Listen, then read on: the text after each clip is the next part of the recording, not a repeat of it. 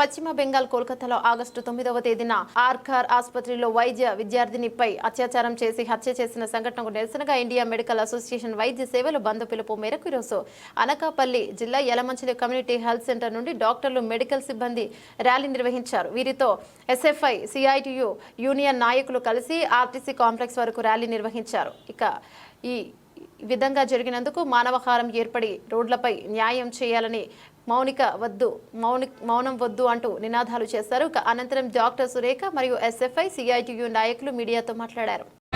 కలకత్తాలో జరిగినటువంటి సంఘటన పైన ఎస్ఎఫ్ఐ మీ అందరూ కూడా డిమాండ్ చేస్తూ ఉన్నాం. ఈరోజు ఆడపిల్లకి ఎక్కడ కూడా న్యాయం జరుగుతుంది, ప్రతి చోట కూడా అన్యాయం జరుగుతుంది. 6 ఏళ్ల పాప నుంచి 70 ఏళ్ళ ముసలి వరకు ఎవరిని కూడా వదలట్లేదు కామాంధులు. అలాంటి సమాజంలో ఈరోజు మన చెల్లెళ్ళు అక్కలు తిరుగుతారని చెప్పి సిగ్గుగా ఉంది. ఈరోజు ఎన్ని సంఘటనలు తిన్నప్పుడు కూడా మన మానవత్వం అనేది ప్రతి ఒక్కరిలో కూడా ఉండడం లేదు. అదేవిధంగా ఈరోజు ఒక డ్యూటీలో ఉన్న డాక్టర్ పైన ఇటువంటి సంఘటన పాల్పడదంటే అయ్యేంటి అంటే ప్రభుత్వం ఏం చేయాలని నిర్లక్ష్యమా, లేదంటే మీరు ఏం చేయాలి మమ్మల్ని ఏం చేయలేరు, ఇది జైల్లో పెడతారు, జైల్లో పెట్టి మాకు 3 పూటలు అన్నం పెడతారు అని తప్ప వాళ్ళు నెరరోడ్డు మీద ఉరిసినైతే ఇటువంటి సంఘటన జరగడం మేము ఎస్ఎఫ్ఐకి డిమాండ్ చేస్తున్నాం. ఎవరైతే ఇటువంటి సంఘటన పాల్పడుతున్నారో వాళ్ళపైన ఖచ్చితంగా కఠిన చర్యలు తీసుకోవాలి.